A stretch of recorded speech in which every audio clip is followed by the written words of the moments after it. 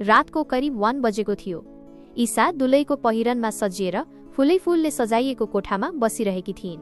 उनी आफैसँग गुनगुनाइन्, शान्त हो ईसा, तिमी यो संसारको पहिलो केटी होइनौ जसको बिहे भयो, अनि अरहान त तिम्रो साथी पनि हो। तिमी यसरी नडराऊ।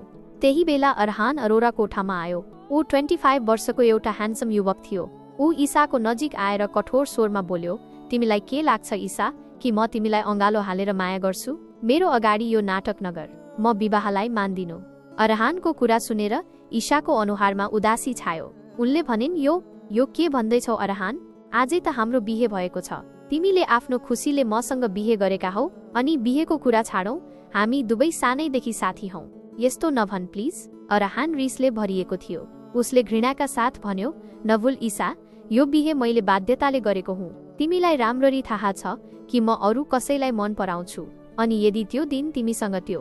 यति भन्दै अरहान चुप लाग्यो र रिसले टेबलमा राखेको दुधको गिलास भुइँमा बजारिदियो, जसले गर्दा दुध र सिसा भुइँभरि छरियो। त्यो देखेर ईसा डराएर आँखा बन्द गरिन्। म तिमीसँग यो कोठामा बस्न सक्दिन ईसा, अरहानले अगाडि भन्यो, अनि अब तिमीसँग बिहे गरेपछि हाम्रो दोस्तीको सम्बन्ध पनि सकियो।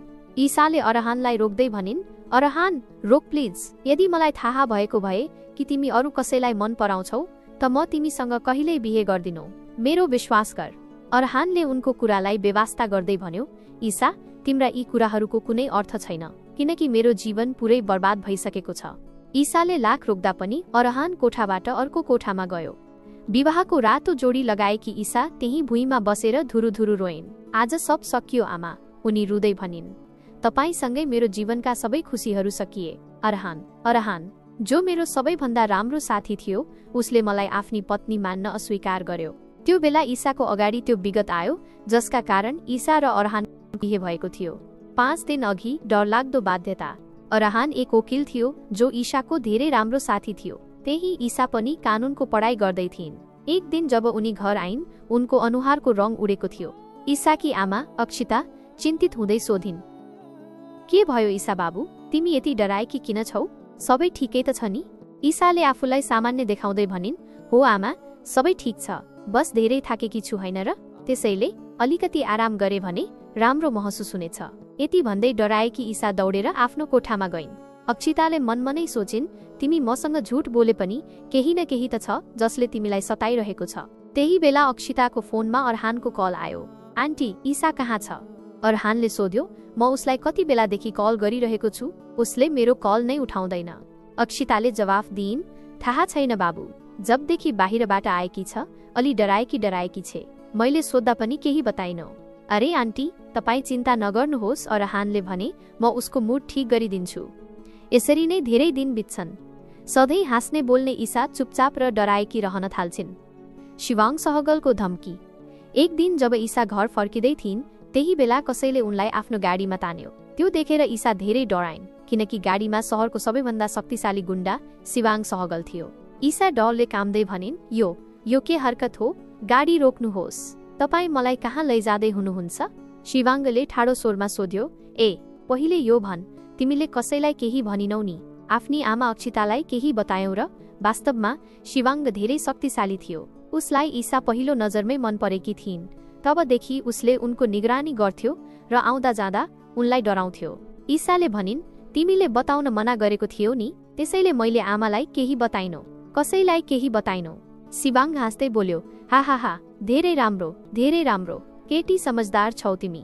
अनि हो, यसै कुरामा तिम्रो लागि खुसीको खबर, भोलि साँझ 6 बजे बालाजी मन्दिर आइहाल्नु। अनि हो, यदि आएनौ नि त तिमीलाई तिम्रो घरबाटै उठाइदिन्छु। हामी दुवै भोलि नै बिहे गर्छौं। ईसा डरले काम्दै भनिन्, के बिहे? होइन, म तिमी जस्तो गुण्डासे बिहे गर्न सक्दिनौ।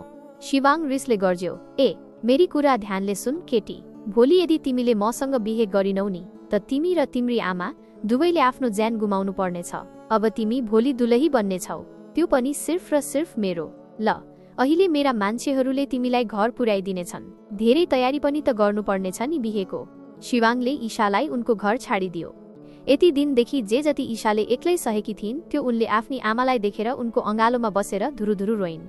अक्षिताको अन्तिम इच्छा। के भयो बाबु, तिमी यसरी किन रोइरहेकी छौ, मलाई बताऊ। अक्षिताले चिन्तित हुँदै सोधिन्। ईसाले रुँदै भनिन्, आमा, शिवाङ शिवाङ्ग सहगल छ नि? अक्षिताले आश्चर्यका साथ सोधिन्। शिवाङ्ग सहगल? ऊ त यो शहरको सबैभन्दा शक्तिशाली गुण्डा हो। उसको अगाडि कोही टिक्न सक्दैन। तर तिमी उसको बारेमा किन कुरा गर्दैछौ? ईसाले आफ्नो डर व्यक्त गर्दै भनिन्। आमा, भोलि उसले मलाई जबरजस्ती बिहे गर्नेवाला छ। मलाई ऊसँग बिहे गर्नु छैन। उसले तपाईलाई मारिदिनेछ। यस्तो भनेर मलाई ब्ल्याकमेल गरिरहेको छ। आमा, मलाई धेरै डर लागिरहेको छ। ईसा धुरुधुरु रुन थालिन्। यो सुनेर अक्षिताको टाउको घुम्न थाल्यो र केही पलमा उनी बेहोस भएर लडिन्। आमा, आमा, आमा, के भयो तपाईलाई? आमा, होसमा आउनुहोस्। अहिले तपाईलाई हस्पिटल लिएर जान्छु। ईसा चिच्याइन्। जसोतसो गरेर ईसा अक्षितालाई हस्पिटल लिएर गइन्। त्यही बेला ईसाले अरहानलाई कल गरिन्। रुँदै भनिन्, अरहान, आमाको तबियत धेरै खराब छ। तिमी फरेन सिटी हस्पिटल आइज। अरहानले आश्वस्त पार्दै भन्यो, ईसा, तिमी बिल्कुलै चिन्ता नगर। म बस 10 मिनेटमा पुग्दैछु। अर्को केही मिनेटमा अरहान हस्पिटल पुग्यो। ईसा दौडेर अरहानको अङ्गालोमा लागिन्। ईसा, आन्टीलाई के भयो? डाक्टरले केही बताए? लल ठीक छ, तिमी चिन्ता नगर। आन्टी बिल्कुल ठीक हुनुहुनेछ। अरहानले ईसालाई सान्त्वना दियो। त्यही बेला आइसियुको ढोका खुल्यो र डाक्टर बाहिर आए। ईसाले डराएकी स्वरमा सोधिन्, बताउनुहोस् डाक्टर, आमालाई के भएको छ? उहाँ ठीक त हुनुहुनेछ नि? डाक्टरले दुखित हुँदै भने, माफ गर्नुहोस् मिस ईसा, अक्षिताजीलाई हार्ट अट्याक आएको छ र यो हार्ट अट्याक यति मेजर थियो कि उहाँको ज्यानका लागि जोखिमपूर्ण भएको छ। उहाँ केही मिनेट मात्र पाहुना हुनुहुन्छ। राम्रो यही हुनेछ कि तपाईँ भित्र गएर उहाँका अन्तिम पलहरूमा उहाँसँग रहनुहोस्। के अन्तिम पल? यो के बकवास गर्दै हुनुहुन्छ? म अहिले आमाको नजिक जान्छु। केही हुने छैन उहाँलाई। ईसा आश्चर्य र डिसबिलिफका साथ भनिन्।